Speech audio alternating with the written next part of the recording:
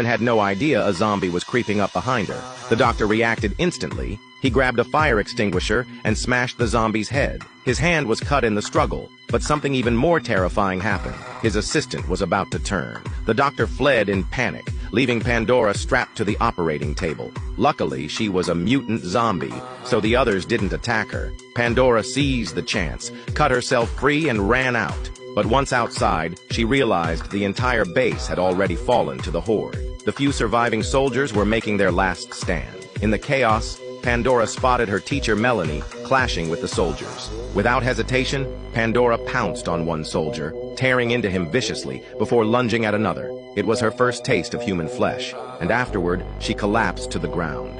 Melanie rushed to her side, holding her, ready to escape, only to find there was no way out. Just then, an armored vehicle roared past. It was the officer and the doctor.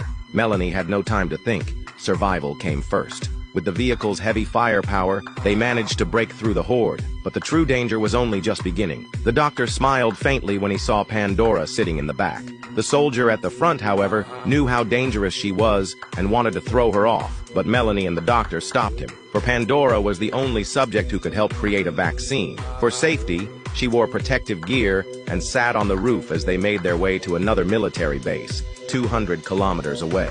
When they finally reached the city, they were horrified. The streets were packed wall to wall with zombies. The officer was stunned, but if they wanted food, they had to pass through. With no choice, the group moved carefully, holding their breath, making no sound. Just as success seemed within reach, they heard something, a female zombie pushing a stroller. The doctor couldn't resist, blocking it with his foot. Something inside the stroller was moving. He peeked inside and screamed in terror. The noise stirred the horde. The officer had to fight, but that set off a chain reaction.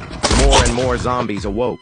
The group fought their way back and retreated into a building. Humanity was on the brink of extinction. The last survivors hid in a military base surrounded by fences, and the zombie offspring, born from the infected, had become the key to defeating the virus. Aside from their bloodlust, they were almost indistinguishable from humans. The survivors locked these zombie children inside for study. They even built a zombie school. For the children, class was their happiest time, because Melanie, unlike the others, treated them like normal kids.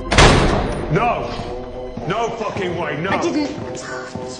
You just touched her. My fucking Christ, you just touched her face. Touched her head, the top of her head. Watch. No, please, don't do that. Though they looked human, the children's hunger could not be tamed.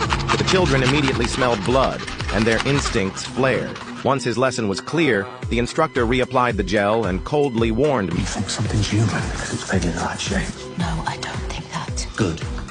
Here endeth the lesson.